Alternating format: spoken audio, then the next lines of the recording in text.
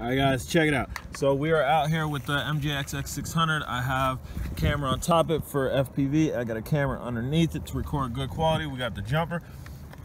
And my boy Mike told me to go with this upgrade. So we got two different antennas on here, and we're gonna see if we can do a range test. This isn't the smartest time to do it. So you can see that sky, it's pretty dark.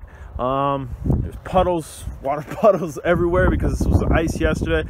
But we're gonna go. I haven't flown, and there's actually a vehicle over there. I don't know if you can see it, a Jeep just sitting over there, but we're gonna give it a go, so stay tuned. All right, so here we go. And immediately we're getting feedback. Lots of feedback, lots of feedback. At the end, I go over and we actually found out why I was getting so much feedback, but enjoy the rest of the test results here. This is what I do. All right, so this is the second run in the same exact spot, and immediately we're getting feedback. Again, guys, my boy Mike and I sat down and talked. He actually called me, and right now I took the goggles off my face. I'm flying by line of sight here. Talked to me, and we actually figured out what was wrong with the setup. But again, I'm not gonna be a spoiler here on what was wrong with the setup. I'm gonna make you watch to the end to figure that out. So if you're having issues with your setup, you might have the same exact issues that I have. And again, we're kind of flying by sight here, just so I could land this because there's lots of puddles. So we're just gonna drop this, and you can see me, bang. Alright, so I'm dealing with high humidity. We've ditched the under camera. We've got a larger battery on there. We're going to give this a try again. I'm just going to try to go line of sight. I'm going to just basically like that, but we're going to do it FPV. So stand by. Alright guys, so here's our third test. We kind of went home and just trying it in the streets, see what type of range we're getting, and we're flaking out. Flaking out. Again, there's a big issue and reason for flaking out. Stay tuned to the end. Alright guys, so we switched up back over to stock setup. We're going to try that. Alright guys, so we're back on stock setup here, and we're just going to go down.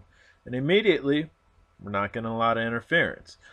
We do get a flake here and there, but we're definitely able to go much further. And here's a tree, so we're going to crash. Alright guys, so we're back in the field where we started with my upgraded setup. We're back to stock setup because it seems I was getting better with the stock setup. It's super windy out.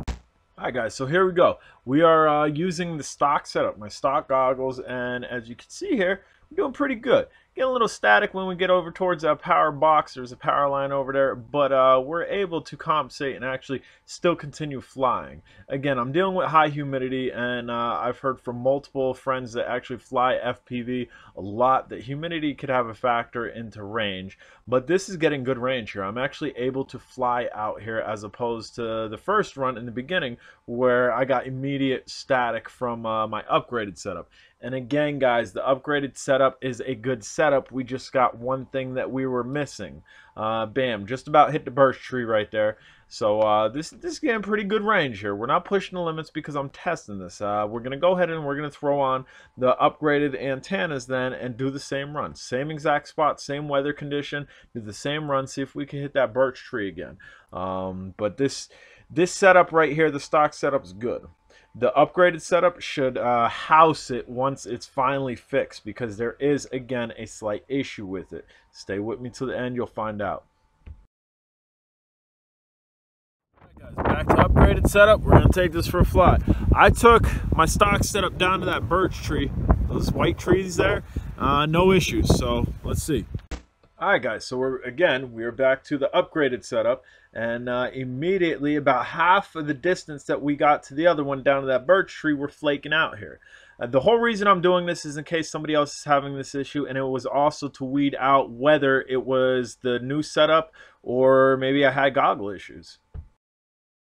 So we're going to try this once more. We're a lot closer to that birch tree, which is right there. We ended up getting to about here when I was standing. You can't see that. I was standing, not that puddle there, but the one above it. And it crashed over there because I fuzzed out. So here we go, guys. This is upgraded setup. Try to make a run for that birch tree. We're about halfway there. We crashed and we kind of stayed where we were, and as you can see, getting feedback, man. We got close to it. got really close to it and we're getting really bad feedback. We're going to try to bring it back to myself. That way I don't got to go chase it down or chance landing in a puddle or whatnot. And even as close as we are, we're still getting a little bit of feedback. Right now we're almost right on top of myself and we're still getting a little bit of feedback.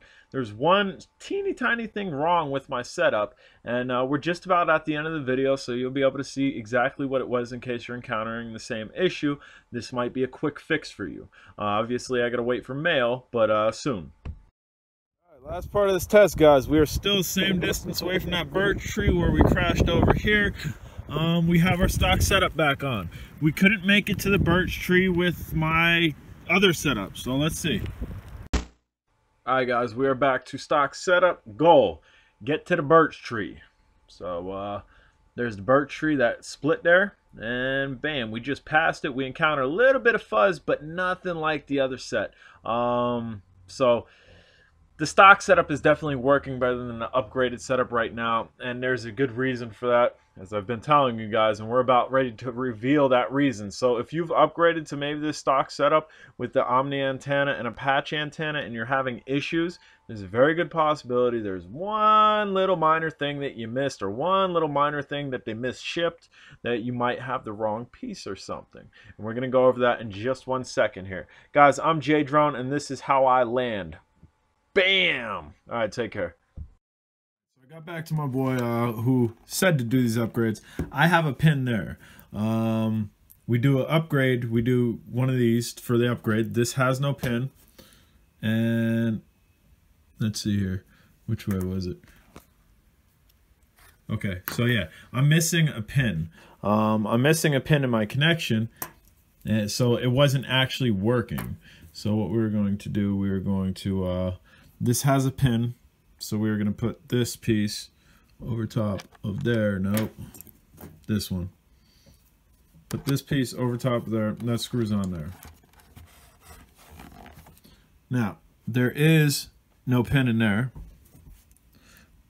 There is a pin in there, so that's correct. We're going to put that over top of that. So all that's connected now. You got to go pin to not pin to pin to not pin. Now, as you can see, there's no pin in there, and in my patch antenna, there's no pin in there. So this wasn't working at all, which would make sense why I was getting horrible range, and why my stock setup, which is right here, was getting better range than this, because that was not working. All right, guys, I'm J Drone. Stay tuned. We'll get this figured out.